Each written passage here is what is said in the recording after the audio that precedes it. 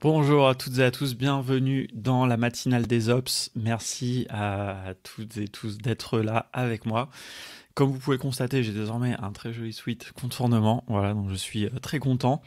Voilà, écoutez, j'espère que vous allez bien. J'espère que vous avez votre petit café. Salut Patrice. Voilà, donc moi je suis là avec ma tasse renard, hein, comme d'habitude. Salut Gorky Mat. Voilà, salut Arnaud. Merci. Et voilà, ça fait très longtemps qu'on attendait ça. Il y a deux Patrice de Lyon. Salut Patrice. Deuxième Patrice. Salut Bertrand. Euh, alors, il n'y a pas de. On va parler tout de suite du suite, hein, évidemment. C'est le sujet quand même le plus important. D'ailleurs, je vais même enlever la petite bannière comme ça pour que vous le voyez bien. Alors, on va pas les. Donc, ça, c'est des suites qu'on a fait pour nous, hein, évidemment, pour les salons qui arrivent, etc.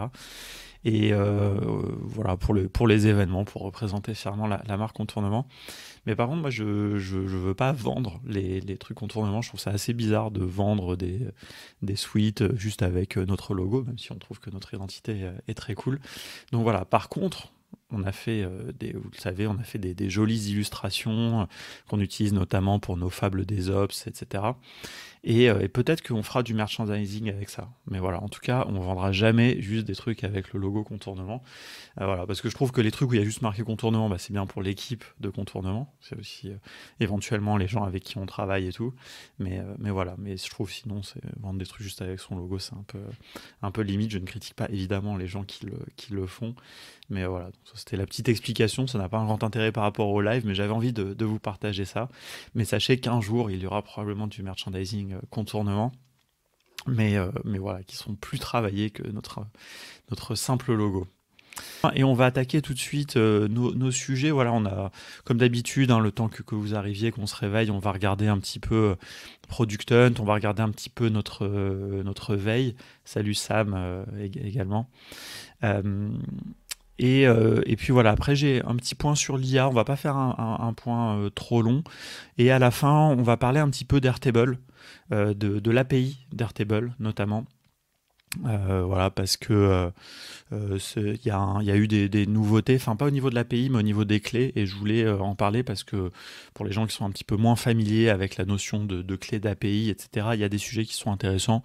Donc voilà, on va en parler un petit peu, ce sera un petit peu de la prospective autour aussi de ce qu'ils annoncent. Alors, je vais vous partager mon écran. Si vous avez des news aussi à commenter, des choses comme ça, n'hésitez pas. Autour des sujets d'Ops, hein, plutôt évidemment. Alors, un petit peu, on va regarder un petit peu StreamYard le temps qu'on se réveille tranquillement et que tout le monde arrive. Est-ce qu'il y a des choses intéressantes c'est marrant, il n'y a que des trucs autour du paiement au début. Des fois, il y a des hasards comme ça. Design and edit images only using text. Donc ça, c'est marrant parce que c'est un peu. Donc on va toujours, hein, évidemment, on va beaucoup parler d'IA dès le début parce que c'est quand même le sujet le plus présent du moment. Est-ce que par rapport à un Canva, je suis curieux de regarder. Donc en fait, Canva, ça permet d'éditer des images. Mais là, on va éditer des images juste en lui disant du texte. Pourquoi pas? Merde, je vais cliquer un peu vite.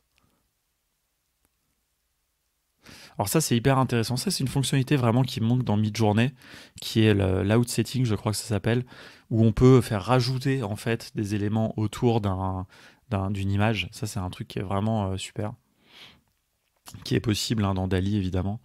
Bon, je sais pas, on comprend pas très bien ce que fait ce produit. Ça, j'aime bien regarder très vite parce que je trouve que si on comprend pas très vite ce que fait le produit, c'est que c'est pas très intéressant quoi. Ah, pardon, évidemment, je n'ai pas partagé mon écran. Voilà. Comme d'habitude, il faut bien que ça arrive une fois. Merci Gorkimat de me prévenir. Hop là, on va mettre ça comme ça. Donc, bon, bah, vous avez pas raté grand chose. Hein. C'était pas hyper intéressant. Donc, encore du e-business, source de deal. WhatsApp login. Est-ce que ça, c'est un truc vraiment officiel? Ah non, ça c'est intéressant de pouvoir se connecter en utilisant WhatsApp. Donc j'imagine que ça va utiliser un code via WhatsApp, voilà pour un peu dans la logique passwordless, pourquoi pas.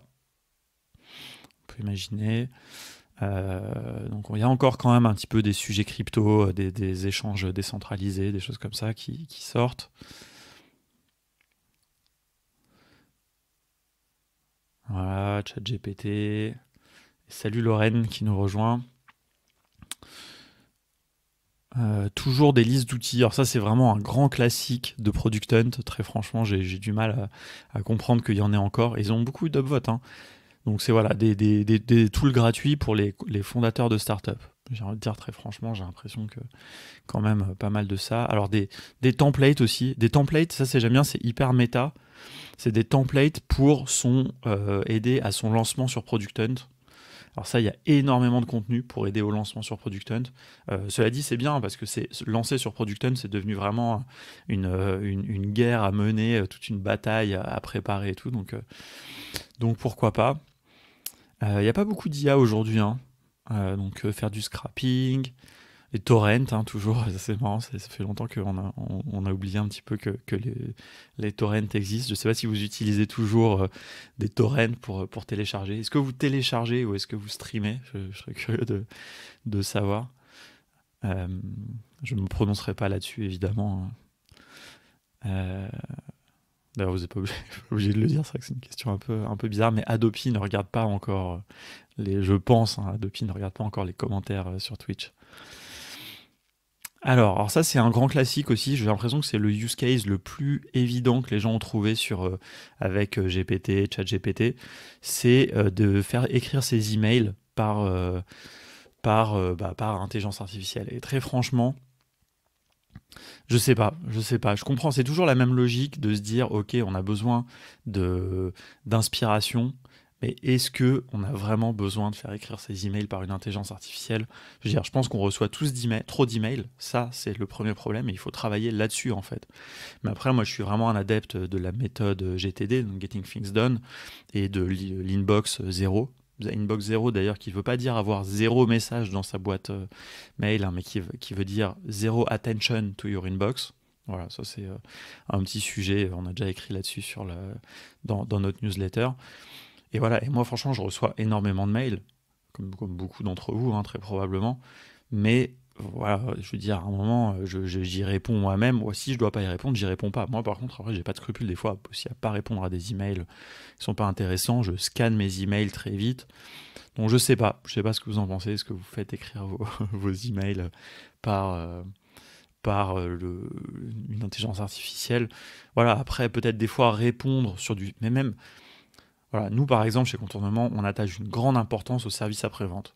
Voilà, d'ailleurs, je me rends compte que c'est un peu bête la bannière avec la vue comme ça marche pas très bien. Donc on va repasser plutôt comme ça, c'est pas grave.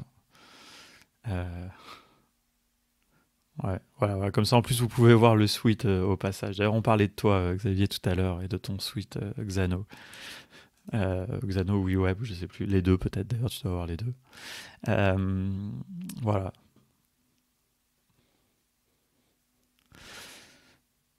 Donc, voilà. Bon, il y a beaucoup de streamers, c'est bien, vous avez raison, moi aussi, je stream beaucoup. Euh,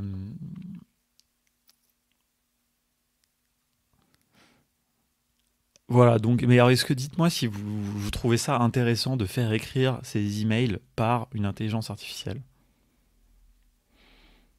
Ah oui, c'est pas mal ça d'avoir le suite WeWeb pour mettre par-dessus le t-shirt Xanos, c'est un bon combo. Mais oui, effectivement, maintenant je me souviens quand tu l'avais mis.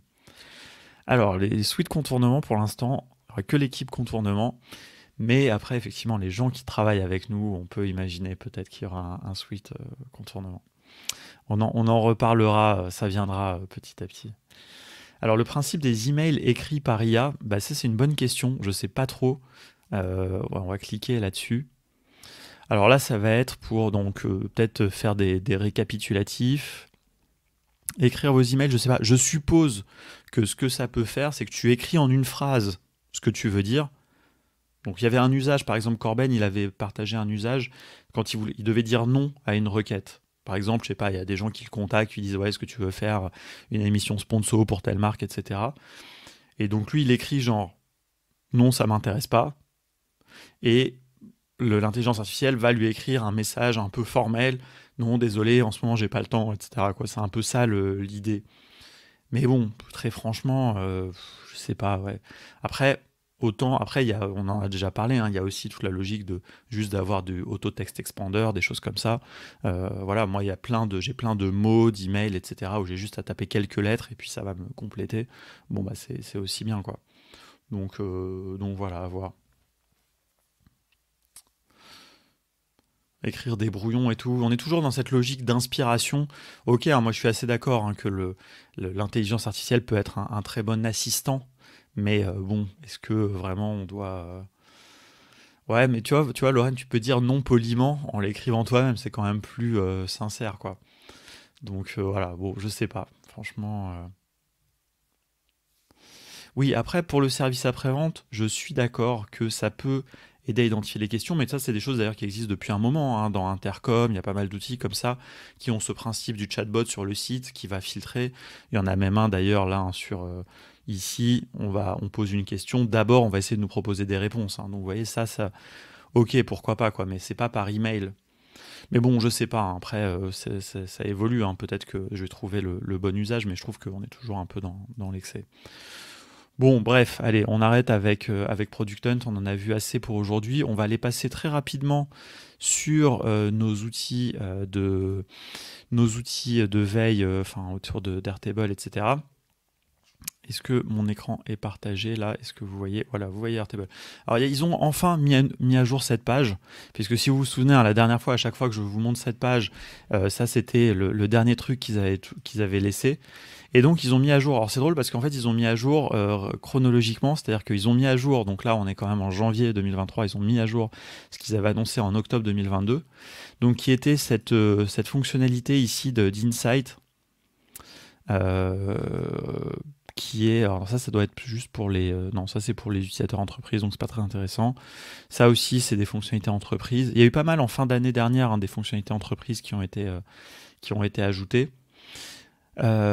Ici, ça c'est une toute petite fonctionnalité, mais qui permet de forcer, quand vous faites un formulaire Airtable, de forcer les gens à proposer leur mot de passe. Voilà, bon, ça on avait vu passer, pas très intéressant, enfin quelqu'un l'avait dit. Et puis ils ont apparemment mis à jour l'espace communauté. Alors je ne sais pas si certains d'entre vous vont sur le forum communauté d'Airtable. Je reconnais que moi j'y vais pas beaucoup, parce qu'on a la communauté No Code France et parce qu'on n'a pas forcément l'occasion. Mais voilà, apparemment ils l'ont mis à jour. Donc voilà, mais donc c'est marrant parce que ce qu'ils partagent ici n'est pas complètement, je trouve, à jour par rapport aux fonctionnalités. Donc voilà, c'est toujours intéressant. Et alors, on va regarder aussi, parce que j'ai ajouté le lien vers le blog de Airtable, parce qu'en fait, les blogs aussi de Airtable, Zapier, etc., peuvent être assez intéressants. Donc, ça peut être intéressant. Voilà, il y a pas mal de choses. Ah, ils ont fait un... Tiens, il faudrait que je... Alors, peut-être que pour la semaine prochaine, je regarderai cet article. Pour repasser en revue toutes les plus grosses mises à jour d'Airtable. Tiens, ça, c'est assez intéressant. N'hésitez pas à aller voir. Euh, Voilà. Après, souvent, dans les blogs des éditeurs, c'est beaucoup d'articles autour des usages d'Airtable. Mais c'est intéressant parce que des fois, il y a des choses aussi dans les usages un peu avancés des outils. C'est-à-dire, ils vont pas vous annoncer une nouvelle feature, mais ils vont vous dire comment mieux utiliser des certaines fonctionnalités. Donc ça, c'est assez intéressant. Et donc voilà, moi ce que je suis pas mal, c'est le What's New in Airtable. Voilà, donc ça d'ailleurs, c'est peut-être ça qu'on regardera au fur et à mesure. Voilà. Mais vous voyez que c'est intéressant parce que ils font donc des articles dans leur blog. Et donc ici, il y a même une petite vidéo, hein, à chaque fois, donc qui est très intéressante. Et donc, il y a pas mal de fonctionnalités, mais en fait, ces fonctionnalités, ils les mettent pas ici, dans cette page-là. Donc, cette page-là, je me demande un peu quel est son intérêt. Voilà, mais bon, on regardera plutôt les What's New un petit peu chaque mois pour les commenter.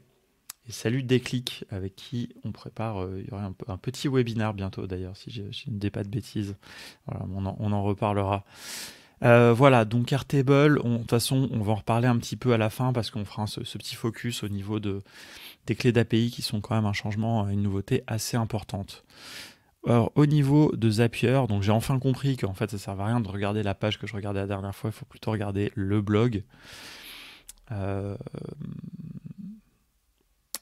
Voilà, alors c'est intéressant, ils commencent à partager des articles aussi, donc encore une fois autour des usages, mais avec les bases de données qui sont dans Zapier, hein. Donc n'oubliez pas, dans Zapier, il y a 2 nouvelles fonctionnalités très intéressantes, des bases de données internes qui sont des espèces de micro Airtable et des interfaces. Donc j'en ai parlé, hein, dans une vidéo sur une chaîne YouTube.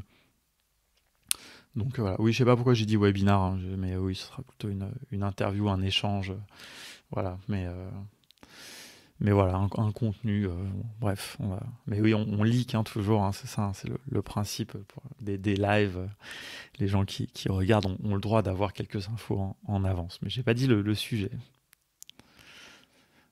Euh, Voilà, donc Zapier, il n'y a pas eu de nouveautés intéressantes dans Zapier. Là, je pense qu'on n'aura pas.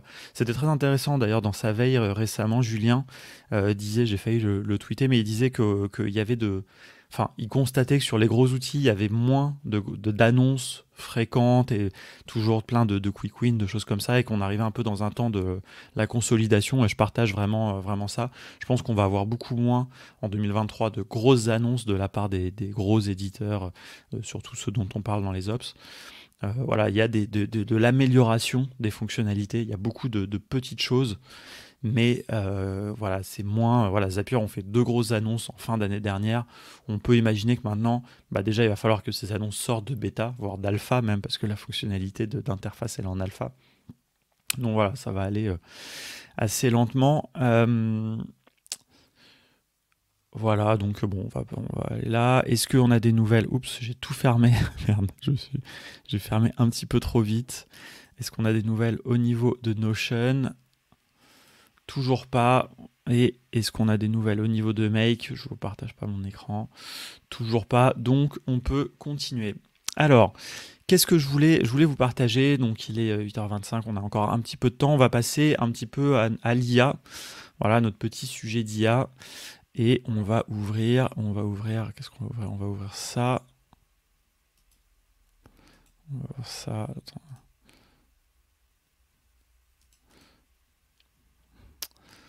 Alors, j'arrive tout de suite, hein, ne vous inquiétez pas.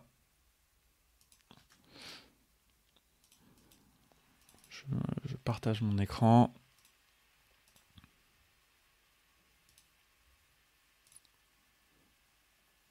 Alors, je suis en train de faire n'importe quoi.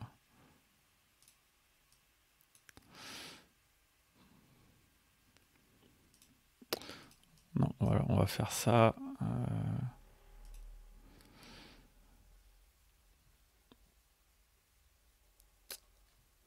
Hop là, allez, c'est parti. Alors, bah, je vais partager quand même. Moi, je profite que Thomas soit là pour partager une de ses créations en WeWeb, si je ne dis pas de bêtises. Je sais plus ce que c'est. Ah non, ça c'est avec Softer. Il ne faut pas que je dise de bêtises parce que sinon ça va pas passer. Donc ça, je crois que tu as fait avec Softer. Bon, Thomas, tu peux nous confirmer. Mais donc voilà, donc si on parle d'IA, évidemment, donc dans l'IA, le sujet c'est vraiment le prompt. Donc là, surtout avec ChatGPT.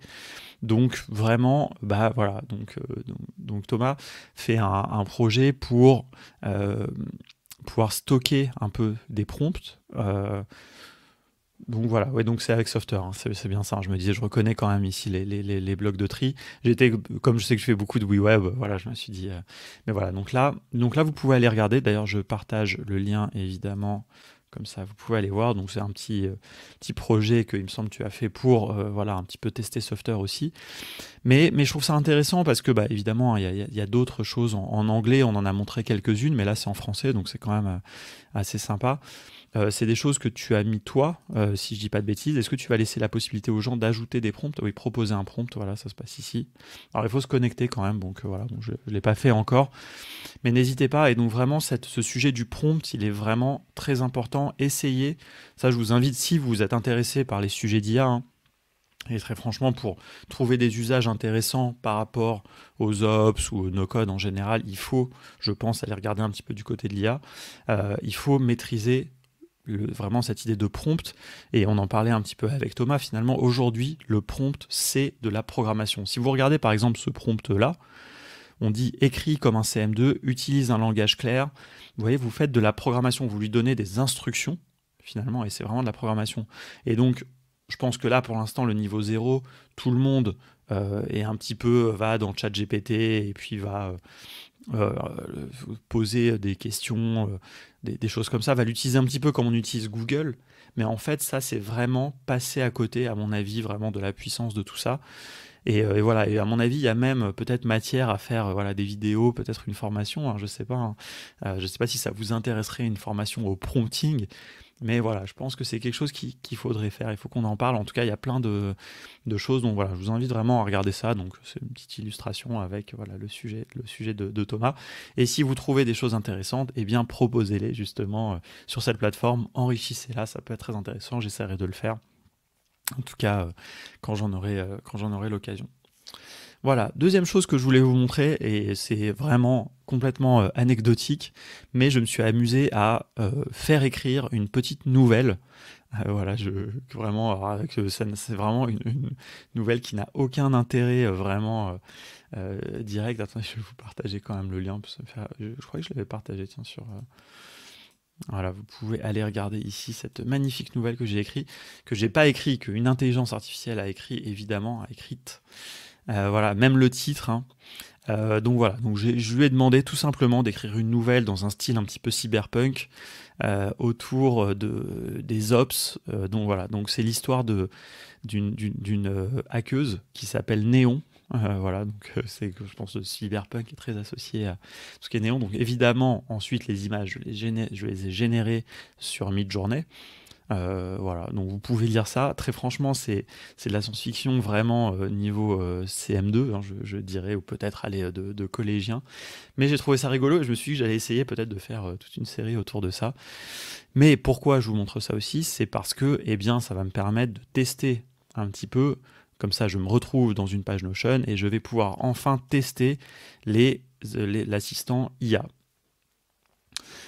Merci pour les images. Effectivement, je me suis un petit peu cassé la tête. Alors, elles sont pas très très homogènes au niveau du style. J'ai eu un peu de mal. Enfin, les trois premières, ça va. La dernière, un peu moins. Mais par contre, je la trouve assez stylée. Donc voilà, j'avais pas le temps d'y passer non plus 200 ans. C'est un petit peu cette question de Lorraine la dernière fois, où comment on arrive à faire des choses vraiment très homogènes. Est-ce que c'est pas prévu? Donc c'est vraiment à soi-même d'essayer de trouver la manière de faire. Sachant que il y a des choses un peu plus avancées que ce que je maîtrise. Moi, je me contente à vraiment écrire des prompts.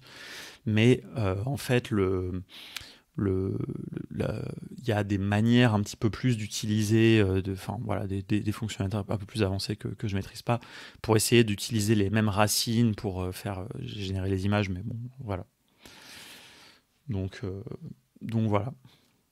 Et donc, comme je disais, donc la dernière fois, j'ai un peu fail autour de Notion, mais donc j'ai enfin accès à l'assistant IA, donc comme on voit ici. Et donc voilà, et donc il y a pas mal de choses. Très franchement, j'ai pas beaucoup testé. Et pour l'instant, voilà, j'ai pas vraiment euh, d'idées de choses, mais je voulais vous montrer pour les personnes qui n'ont pas accès forcément. Donc là, vous voyez un petit peu tout ce qu'il est possible. Donc, par exemple, en fait, il y a beaucoup. Donc, on est vraiment. Je trouve que c'est un bon use case parce que ça illustre bien ce qu'on peut faire dans le sens où c'est vraiment ici beaucoup de trucs d'assistant, corriger la grammaire, expliquer, rallonger, raccourcir, plein de trucs comme ça. Après, il y a des choses très concrètes où il y a voilà, écrire un poème, faire des choses, écrire une histoire créative, faire un plan, article de blog, résumer. On peut lui demander par exemple de résumer. Voilà, donc c'est intéressant parce qu'il comprend un peu le concept. C'est-à-dire que si on lui demande de résumer, il va résumer ce qu'il y a plus haut. Des fois, donc ça c'est un bloc. Et donc voilà, on peut lui dire voilà, donc comme ça vous pouvez lire en même temps le petit résumé, donc on peut conserver. Mais sinon, des fois en fait, on peut aussi lui demander de faire quelque chose. Par exemple, si je lui demande ici une histoire créative, là il va m'ouvrir un bloc, il va me mettre et donc là on va retrouver dans ce prompt. Donc voilà, donc là je vais pas me lancer là-dedans. Et salut Olivier, salut Mathieu qui nous ont rejoints. Donc voilà, donc vous voyez un petit peu ce qu'il est possible de faire. Un truc qui est intéressant aussi, c'est les listes. Ici, alors liste d'avantages, etc. Attends, il y avait un autre truc. Euh,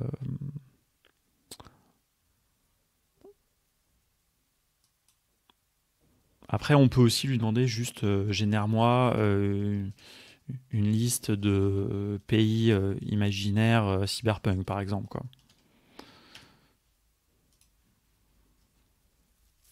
Voilà, donc ça, c'est des trucs qui marchent bien. Donc c'est toujours les mêmes noms un peu qui reviennent, hein. D'ailleurs, on se rend compte que c'est pas non plus hyper créatif. Mais, euh, mais voilà, il est assez, on peut lui demander des listes un petit peu structurées de pays, de choses comme ça que j'ai trouvé assez intéressantes. Il y a dernière chose, attendez, parce qu'en fait, donc voilà, donc ça c'est les blocs. Donc en fait, c'est soit, en fait, quand on est dans l'assistant, ici, il y a un peu des espèces d'inspiration de prompt, et ici, en fait, c'est les blocs. Vraiment, par exemple, bloc de contenu, bah là, ça va être vraiment, on va lui donner une instruction et il va proposer. Donc c'est intéressant, ça, c'est tâches à accomplir, c'est par rapport à la tâche actuelle. Donc là, ça va pas vraiment avoir de sens. Tiens, d'ailleurs, je suis curieux de voir ce qu'il va nous proposer. Ouais, voilà. Donc alors, ça marche vraiment bien dans un usage en équipe. Euh, Voilà, par exemple, en fait, si on est dans un résumé de réunion, ça d'ailleurs, par exemple, c'est quelque chose qu'on pourrait utiliser je suis en train d'y penser pour No Code France, pour l'association, parce qu'il faut vraiment utiliser les mentions. Et donc là, en fait, le problème, c'est que comme personne n'est mentionné dans ma page, bah voilà, il pense qu'il y a que moi qui suis l'auteur de la page, et il me dit, bah vas-y, utilise des outils No Code pour réparer le sabotage. Donc c'est très drôle. Voilà, il me projette un petit peu dans l'histoire cyberpunk. Donc voilà. Ouais, bah d'ailleurs oui, c'est Xavier, c'est pas très étonnant qu'il propose vraiment des choses qui sortent carrément des jeux parce que ça fait partie, je pense, de la connaissance qu'il a absorbée, notamment ouais, des jeux cyberpunk et aussi sûrement de Shadowrun, des choses comme ça, des jeux de rôle qui existent. Mais voilà, mais par contre pour les gens qui font des jeux de rôle, à mon avis, il y a des choses super à faire évidemment avec tout ça. Donc voilà, un petit peu tout ce qu'on peut faire avec l'IA, c'était juste pour vous montrer ça rapidement. D'ailleurs, en fait, dès que vous mettez le command slash, en fait, c'est les premières choses qui vous propose. On peut traduire, ça peut être très intéressant, évidemment, d'avoir cette fonctionnalité de traduction directement. Euh, et il y avait un autre truc que je voulais tester, rallonger, ça peut être marrant, ça c'est vraiment toujours cette logique de vous écrivez un truc un peu à la va-vite et il va vous le réécrire un petit peu plus proprement. J'ai perdu ma. Je passe en mode sombre aussi, plus en mode. D'ailleurs, vous avez remarqué que c'est les mêmes couleurs, évidemment, hein, dans mon fond que dans le. Est-ce que c'est trop sombre? Non, ça va, vous me voyez encore à peu près. J'ai ma lampe frontale qui n'a plus de batterie, évidemment. Mais c'est pas très grave. Zut, il y a un truc que je voulais tester. Corriger la grammaire, ça c'est très utile pour moi. Je suis vraiment très très nul. Voilà. Est-ce que si je fais le plan, il va me faire le plan de l'histoire? Ah non, bon, ça c'est vraiment genre pour les étudiants, genre mettre une instruction et puis après avoir le, genre le sujet d'un devoir et récupérer le plan, ça peut être assez intéressant.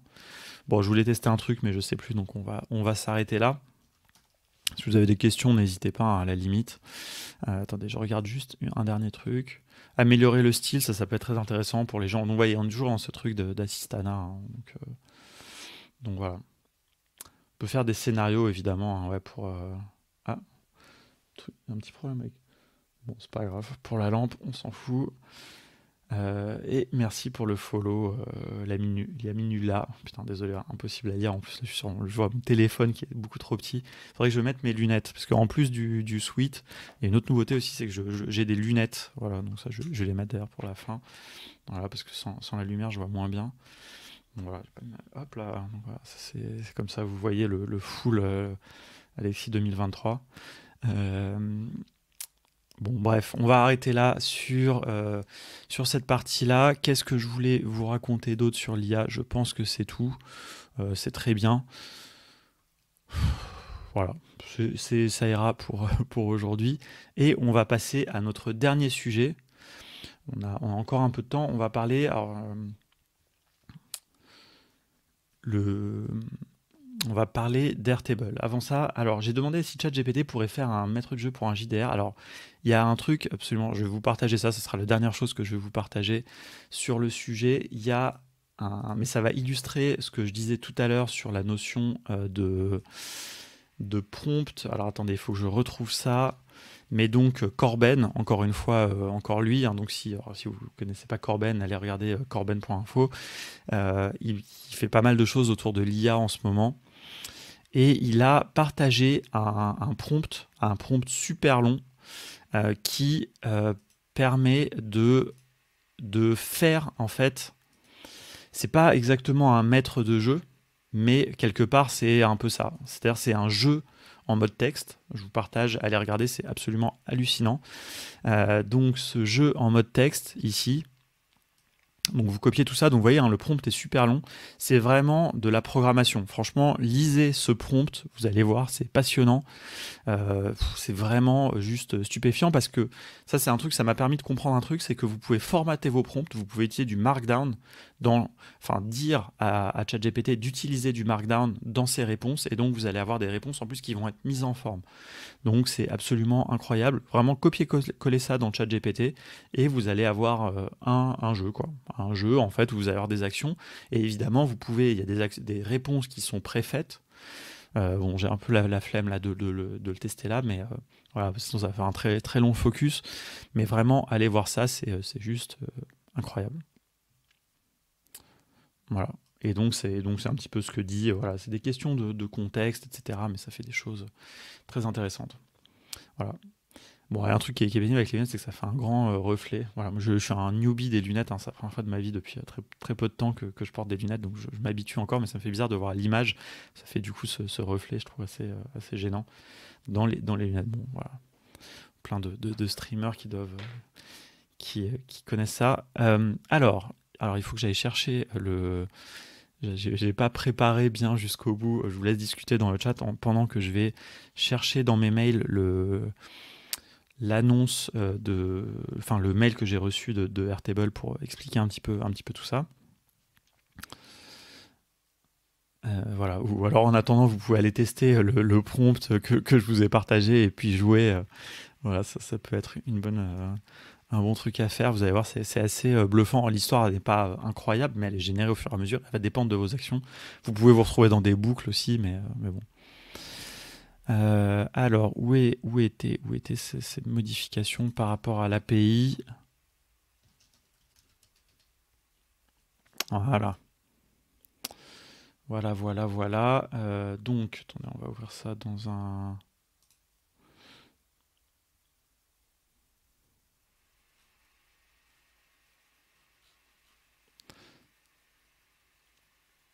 On va ouvrir ça ici. On va ouvrir ça ici. Attendez, j'ai beaucoup de fenêtres, là, je suis en train de m'embrouiller un peu. On va faire attention. Hop, partager.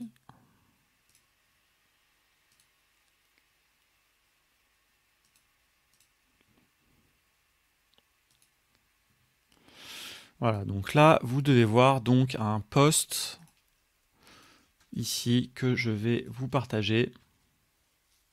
Alors vous pouvez aussi tester tout ce qu'on a montré. Donc ce post est très important.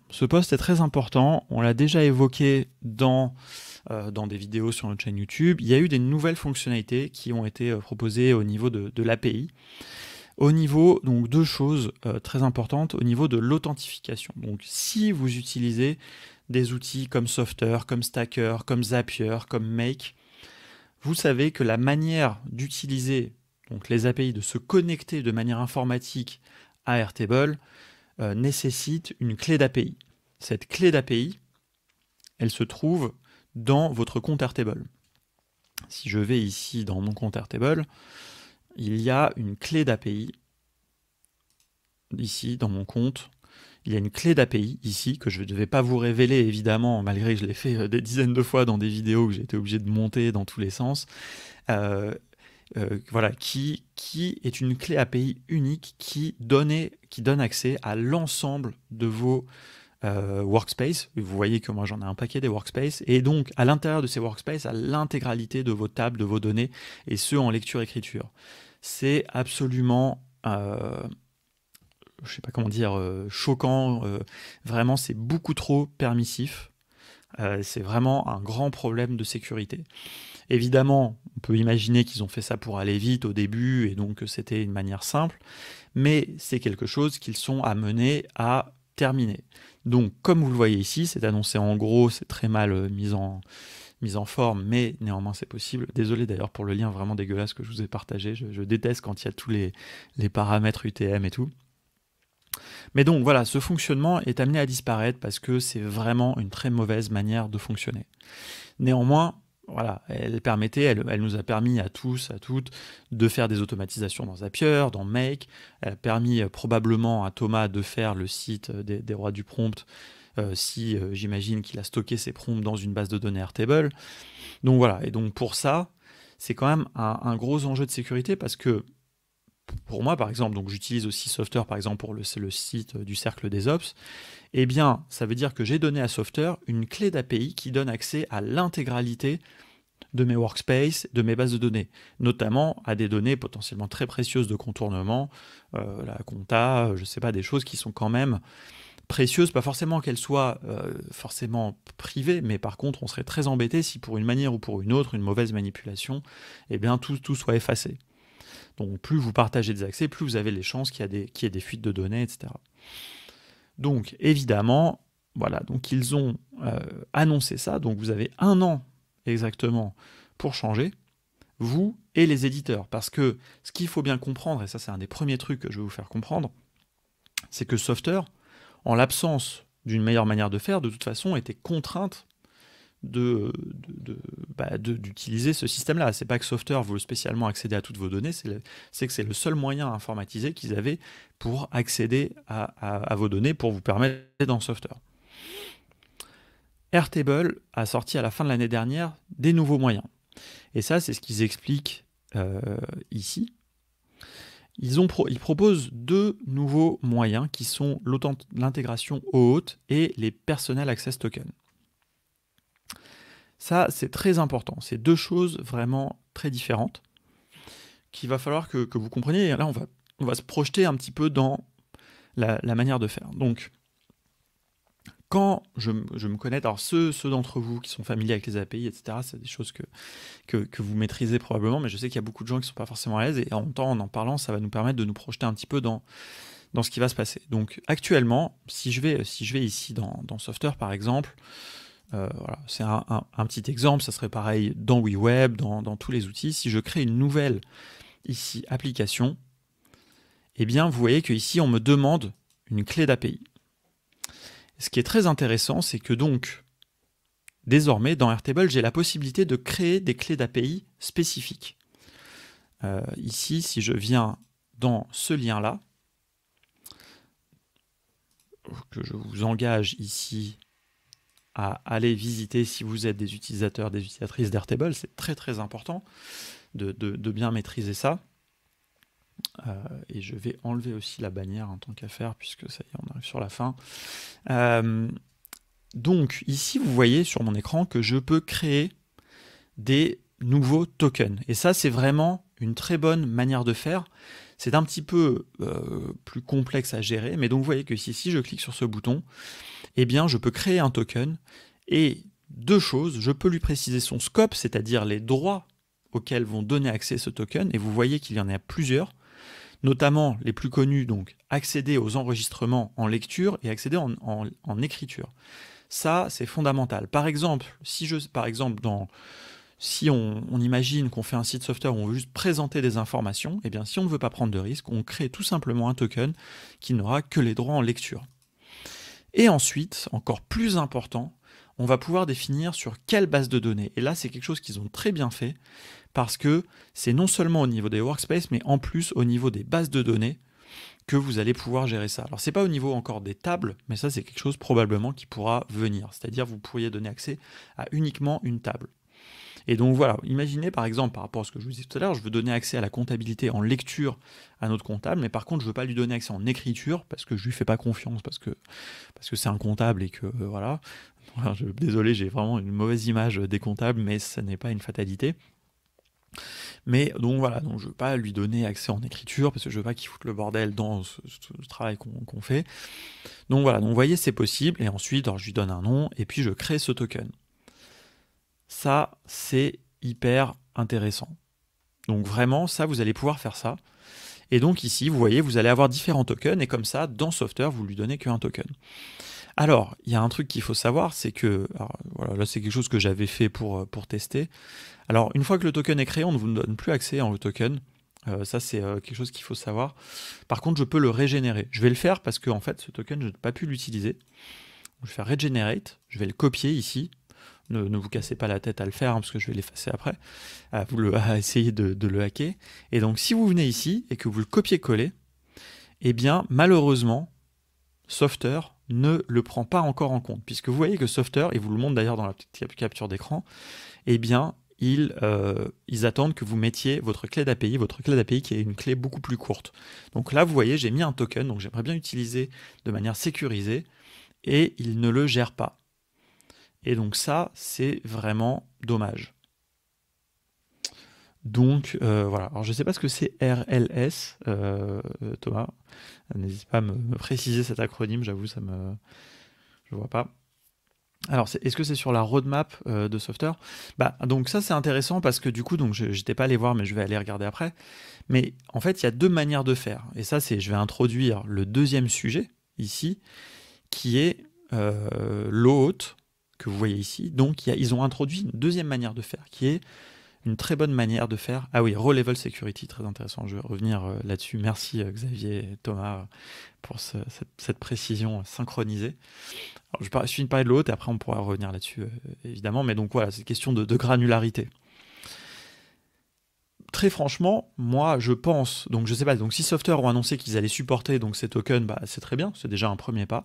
Moi je pense que ce qu'ils devraient faire, c'est implémenter tout simplement l'hôte. Et l'hôte, c'est quoi? L'hôte, vous le connaissez tous, l'hôte 2 notamment, donc qui est un protocole d'authentification, un standard en fait d'authentification, qui permet de faire exactement ce qu'on voit là, mais de manière dynamique et par personne. Donc tout simplement, imaginez que ici vous n'ayez plus une case à cocher, mais un bouton Login with Airtable. Vous cliquez dessus, ça vous ouvre une pop-up qui arrive depuis Airtable, qui vous dit est-ce que vous confirmez que vous voulez bien donner accès à Software à telle et telle donnée? Oui, et ensuite vous revenez dans Software, et là Software vous présente la liste de vos tables, par exemple, et vous dites, voilà, moi je veux me connecter à telle table. Ça, c'est la bonne manière de faire. C'est vraiment la meilleure manière de faire. Donc je suppose qu'ils vont le faire. Peut-être pour eux, c'est probablement plus rapide d'abord de gérer ici les tokens, les personal tokens, mais très franchement, la bonne manière de faire, c'est vraiment d'aller ici créer une intégration haute. Et ce qui est génial, c'est qu'à vous maintenant qui allez créer aussi des applications, donc là on sort peut-être un peu plus d'un contexte d'Ops, mais plus un contexte de création d'applications. Si vous créez des applications avec WeWeb, avec Bubble, avec ce que vous voulez, vous allez pouvoir utiliser l'hôte et donc vous aussi créer une intégration haute et proposer aux utilisateurs de votre application, imaginons que vous fassiez une marketplace ou quelque chose comme ça, eh bien vous allez pouvoir proposer à vos utilisateurs de se connecter avec Airtable et accéder à leurs données de manière sécurisée, uniquement les données auxquelles ils vous donnent accès et avec leur propre token, sans que vous-même ayez accès à ce truc. Alors là, du coup, je ne vous ai pas bien expliqué ce que c'est l'hôte. On a une vidéo dans notre formation Make par rapport à ça et on va aussi rajouter ça dans notre formation aux API. C'est un vaste sujet, n'hésitez pas à aller regarder. Mais en tout cas, sachez que ça, c'est vraiment quelque chose de très important. Vous l'utilisez très fréquemment, l'hôte, notamment avec le Google Connect, Facebook Connect. Vous savez, quand vous arrivez sur une application et que vous vous connectez en utilisant Google, d'ailleurs, je peux vous montrer ici d'ailleurs un exemple de hôte. Ici, quand vous activez ça, par exemple, si je veux link Airtable à mon compte Google Drive, et bien là, alors vous n'avez pas est-ce que vous voyez la fenêtre? Voilà, ça, c'est typiquement la fenêtre haute. C'est-à-dire que vous voyez que dans l'URL, je suis passé sur Google. Donc ça, c'est ce qu'on appelle le flow haute. C'est-à-dire vous partez de l'application de base, vous arrivez sur le fournisseur d'identité, ici, et si je mets autoriser, eh bien, Google va en coulisses communiquer avec Airtable. Donc ça, c'est le float, c'est le OAuth dance, on appelle ça, c'est une danse, voilà, comme une valse à plusieurs parties. Et il a donné accès à mes informations. Et sans jamais, évidemment, que je donne à Airtable l'accès, mon login et mon mot de passe Google. Et donc, de la même manière, Softer devrait pouvoir se connecter à Airtable sans que vous ayez à lui fournir votre login et votre mot de passe ou même votre clé. Il pourrait utiliser ce protocole au haut. Et j'espère très sincèrement qu'ils vont le faire. Voilà. Donc bon, désolé, c'était un petit peu, désolé, non, c'est pas, c'est sujet un petit peu long, un petit peu aride, mais j'avais envie de vous partager ça parce que je pense que c'est vraiment extrêmement important et ça nous permet aussi de nous plonger un petit peu dans le futur de ces outils no-code parce que de la même manière, dans Make, dans Airtable, dans Zapier, pardon, jusqu'ici vous deviez fournir votre clé d'API. Et donc, avec les limites que ça comporte et les enjeux, mais aussi c'est juste plus pratique, en fait, de vous connecter via l'hôte, parce que vous pouvez comme ça invalider aussi très facilement les... attendez, je vais arrêter ça parce que ça fait mal aux yeux. Vous pourriez invalider. On pourrait imaginer que ici, dans votre compte Airtable, vous ayez la liste de tous les outils que vous avez connectés à Airtable. Vous savez, c'est quelque chose que vous avez fréquemment. Et puis, vous pourriez dire, ah bah non, bah lui, en fait, Softer, je lui fais plus confiance, je l'enlève. Et puis voilà, je l'utilise plus, j'enlève. Et comme ça, je résilie son accès. Donc ça, c'est vraiment très safe. Voilà, donc on va suivre ça, je vous tiendrai au courant. Mais en tout cas, pour surveiller vraiment les outils, les choses qu'ils vont proposer, et dès que c'est possible, utilisez, s'il vous plaît, les Personal Access Tokens le plus rapidement possible. D'une part, parce que comme ça, vous allez prendre de l'avance sur 2024, hein, donc vous avez une année pour le faire. Mais aussi parce que c'est vraiment, vous allez pouvoir mieux cloisonner. Ça va vous inviter, vous, à vous poser les bonnes questions. Parce que vraiment, utiliser cette clé d'API, ça ne fait pas se poser les bonnes questions. Parce que c'est du all-in. Et puis voilà, donc vraiment, c'est très important. Donc voilà, donc je suis content si ça vous aide. Voilà, effectivement, voilà un autre exemple, merci à Hamza, donc un exemple de Bravo Studio qui utilise l'authentification à Figma. En fait, c'est quelque chose qu'on utilise vraiment au quotidien sans vraiment s'en rendre compte. Mais vous, qui êtes nos codeurs et nos codeuses, vous avez besoin, je pense, de comprendre d'une part les sujets des API et de l'authentification aux API, et vraiment de ce sujet de haute pour que vous, quand vous utilisez les outils, mais aussi quand vous allez les faire utiliser aux utilisateurs potentiellement de ce que vous allez créer avec les outils no-code. Il y a plein de levels là-dedans, mais vraiment utiliser, et la sécurité surtout, le sujet global un petit peu de la sécurité est vraiment très important, donc il faut se renseigner là-dessus et ne pas être dans des logiques très permissives de voilà, on donne accès à tout parce que c'est pas grave, on n'a rien à cacher et tout. Ça, enlevez-vous ça de votre tête. Internet, c'est la jungle. On doit tous cacher ce qu'on fait. On doit se cacher la vie privée, c'est important. Voilà, donc vous pourrez remercier Edward Snowden de nous avoir fait prendre conscience de tout ça, notamment. Voilà. Et effectivement, donc, comme le dit Bertrand, Softer n'est pas très sécurisé. Il y a beaucoup Softer, Glide, tous ces outils no-code. Mais alors ça, c'est un autre sujet que je laisse nos amis de NC Scale aborder. Il y a des vidéos si vous allez regarder sur la chaîne YouTube de No Code France, sur Benoît de NC Scale avait fait une émission qui s'appelait No Code No Hack. Et ils ont adressé plusieurs fois le sujet de Softer notamment. D'ailleurs, suite à ça, Softer a amélioré certaines choses, mais malheureusement, il y a beaucoup d'exposition de données. Voilà, donc ça c'est pas forcément une faille de sécurité en soi, c'est juste qu'on le sait pas, et donc on peut un petit peu s'en prémunir, mais voilà, mais c'est des outils en fait. Ce qu'il faut savoir, c'est que c'est des outils quand même, il faut comprendre, des outils qui sont très jeunes, ils vont très vite, donc ils prennent des raccourcis un peu, et ça c'est un peu dommage. Je pense que WeWeb là-dessus est beaucoup plus avancé. Parce que c'est une logique aussi plus avancée. Des outils comme Xano, comme Supabase aussi sont plus avancés, notamment avec ce qu'évoquaient Xavier et Thomas tout à l'heure, qui sont possibles ou pas, mais toujours cette granularité. En fait, plus un outil est récent, j'ai envie de dire, plus la granularité est haute. Voilà, on est très permissif, etc. Mais plus on avance, plus ça se raffine. Donc je suis assez confiant pour le futur de tous ces outils.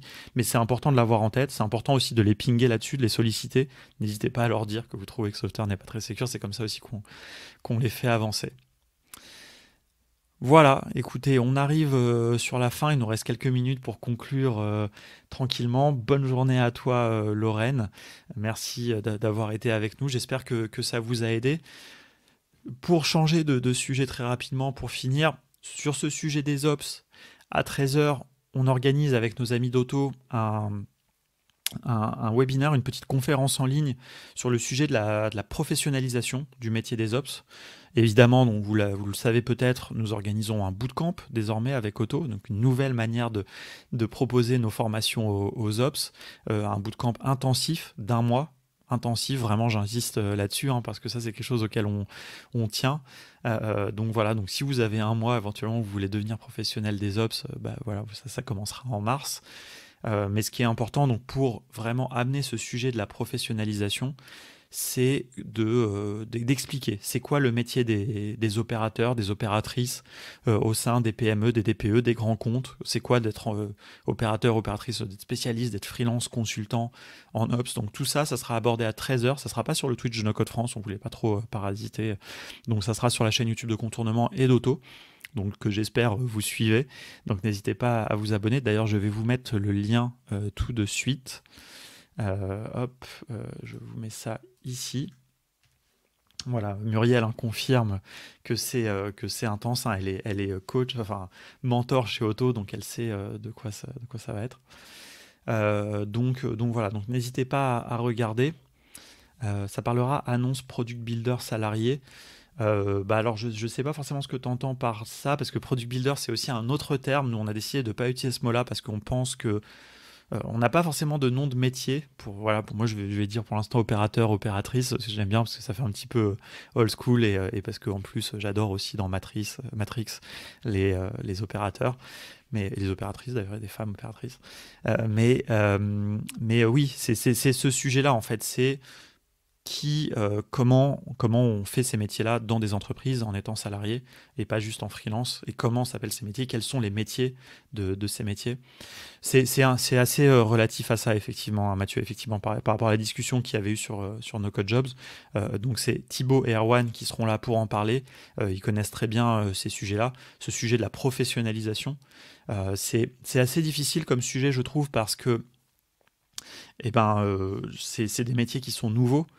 Comme je dis souvent, il n'y a pas de code ROM encore chez Pôle emploi pour ces métiers-là. Donc c'est un petit peu le Far West. Moi, ça me fatigue un petit peu déjà que tous ces noms de métiers, product builder et tout, soient en anglais. Je trouve ça un peu dommage. C'est pas que je suis un chauvin de la langue française, mais bon, je veux dire, des intitulés de postes, c'est bien si on arrive à trouver des équivalents français quand même. Mais plus important que ça c'est un petit peu anecdotique, comme le souligne Mathieu dans cette discussion qu'il y avait, c'est surtout le contenu des fiches de poste. Et aujourd'hui, on voit que c'est souvent du mouton à 5 pattes. C'est vraiment, on demande de faire et du code et de maîtriser tel outil, on demande de savoir faire du bubble, du make, du tout. Enfin voilà, tout ça c'est souvent très peu réaliste.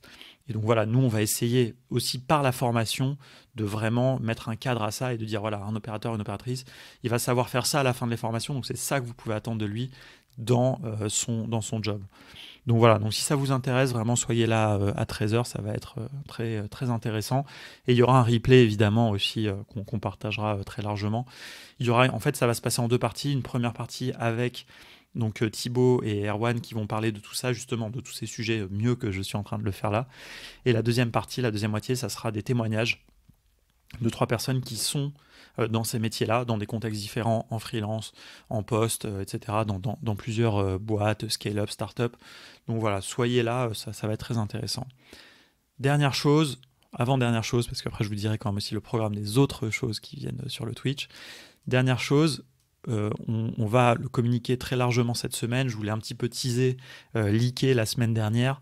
On organise une No Code House à Barcelone la dernière semaine d'avril. Ça va être un bel événement. On a choisi de ne pas faire ça sur 1 mois cette fois, mais de faire ça sur 1 semaine. Et le but, c'est que vous soyez nombreux à venir, pas dans la maison, puisqu'on ne va pas louer une grande maison cette fois.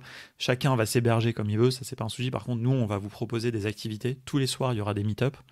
Voilà, on est en train d'organiser des meet-up. On a plusieurs éditeurs qui seront là, qui seront présents. Donc ça va être vraiment un très beau moment. Ce sera l'occasion de rencontrer la communauté espagnole.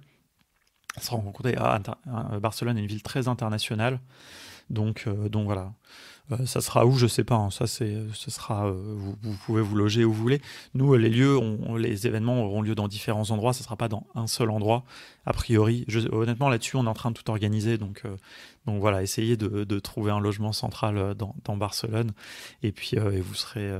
Voilà. Mais bon, après, c'est grand, mais c'est pas non plus si grand que ça. Moi, je trouve Barcelone, c'est quand même une ville qui est navigable. En tout cas, nous, on essaiera de faire en sorte que les événements soient dans le centre. Donc, si vous êtes même un petit peu loin du centre, bah, ça sera dans le centre. Donc voilà, donc ça ira.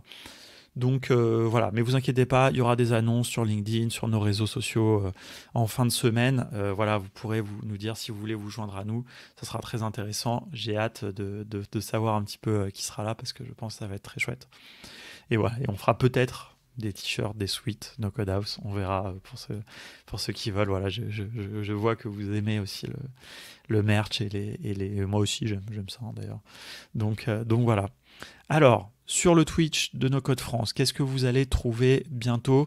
Donc, il n'y a pas de live à midi sur le Twitch de No Code France. Il y a donc à 18h, n'hésitez pas à vous connecter sur No Codeville, enfin sur No Code Island, ça s'appelle maintenant. Voilà, ça c'est pas très populaire, on n'arrive pas à bien faire reprendre ce truc-là, mais c'est possible. Il y a un live évidemment ce soir, notre ami Stan Verjus pour son émission en solo. Il sera là demain. À midi, c'est l'émission de No Code for Good avec nos amis Valérie et Alexandre. Le No Code Game. Alors, Stan et moi serons à Marseille. Si vous êtes à Marseille, n'hésitez pas à nous dire. On sera à Marseille à partir de mercredi, donc on fera peut-être un No Code Game spécial. Il faut qu'on s'organise. Voilà. Et puis c'est tout. Et puis vendredi, comme toujours, l'émission de Thomas autour de l'IA avec Arnaud. Et puis Softer avec Arthur. Voilà, donc on parlait de Softer. Et puis voilà, et puis il y a les petits rendez-vous aussi que propose Stan maintenant, les kick-on, il appelle ça. Donc voilà, lundi et vendredi, donc débutez et terminez votre semaine avec des membres de la communauté. Voilà, vous voyez, il se passe plein de choses. On a la chance aussi, grâce à Sam qui était là tout à l'heure, je crois qu'il est parti, de relayer ça aussi sur LinkedIn. Donc suivez-nous un petit peu, enfin suivez No Code France.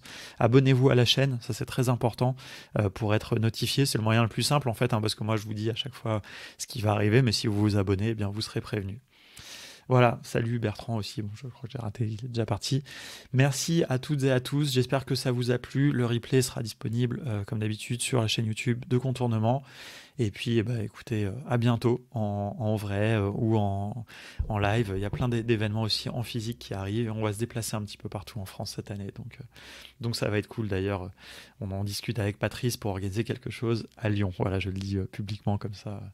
On est obligé de le faire. Voilà, fin mars ou quelque chose comme ça, on va aussi aller à Lyon. Voilà, merci à toutes et à tous d'avoir été là. Je vous dis à très bientôt.